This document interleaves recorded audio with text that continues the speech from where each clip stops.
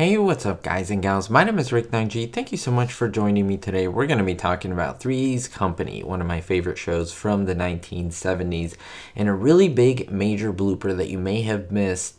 And this is a good one. This is one when you see it, you're going to be so surprised that you didn't see it when you've seen this episode. And then you'll say, how did they miss this during editing? But let me show it to you. But before I show it to you, don't forget to like, comment, and subscribe on this video and on this channel in general. It helps so much. It's absolutely free and it truly keeps my channel going. So I want to thank you all for doing that. The episode I'm going to speak of today is called Eyewitness Blues, and it's from season 6, episode 8, and it aired November 24th, 1981. Now, this is a great episode, let me tell you. In fact, I think it's in my top 5 of all time Three's Company episodes. It's really good. I want to know your thoughts if you've seen this episode and if you like it as well.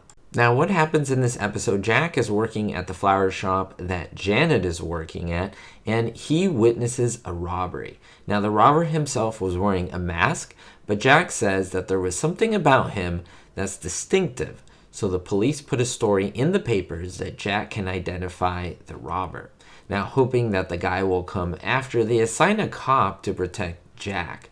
And Janet takes a liking to this man. Now, eventually, Jack recalls what was distinctive about that robber, and that is his USN tattoo. What's the problem with this? Well, that the cop himself has the same tattoo in the same place, so they assume that the cop is the robber and that he is there to take out Jack. But of course, that is completely wrong. The final time we see the robber, he reveals himself and he basically holds up everyone at the apartment. But who saves the day? Well, Sydney comes in and bumps the robber, and this is where we see our blooper. Now, this is the moment, and I'm going to explain what is going on here. Sydney comes in from the outside. Remember, this is a facade set. This show is being shot in front of a live audience. It is being filmed and broadcast later, and so the audience is reacting to this kind of like if they were watching a theater play.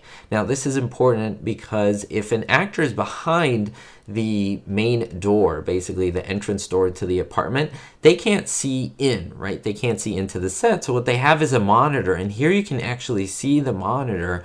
I'll point it out to you. And so when an actor is right behind the door where we can't see him or her, they're looking at that monitor, and when they get the cue from the actors when they're in the spot, that's when they quickly turn around and walk into the scene, into the actual living room of the apartment. However, the camera is never supposed to catch that monitor, but here the cameraman makes a mistake, or even the editor is focusing on the wrong camera, because remember, this is a 3-camera system, so they messed up somehow. They messed up where they were able to show this monitor incorrectly when it wasn't supposed to be shown.